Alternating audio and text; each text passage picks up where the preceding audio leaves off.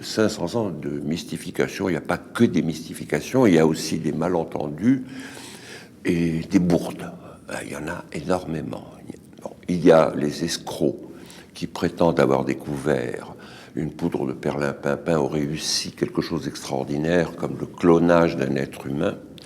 Il y a les mystifications volontaires comme celle du fameux crâne de Piltdown, qui était le crâne d'un homme préhistorique, qui aurait été le fameux chaînon manquant dans l'évolution entre le singe et l'homme. C'était les idées qui prévalaient encore à la fin du XIXe siècle.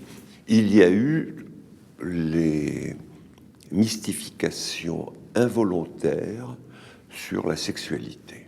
Alors là, grand ciel, c'est un des chapitres les plus longs du livre. Le nombre de sottises véhémentes qu'on a enseignées et imposées dans les familles, les collèges, les communautés, parce qu'on se faisait des idées sur la sexualité qui était d'un autre temps. Et ça a mis du temps,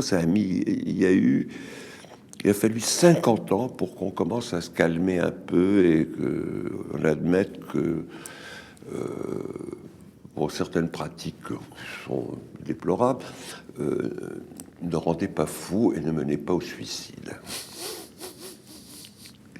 Il y a les escroqueries, les avions renifleurs, par exemple.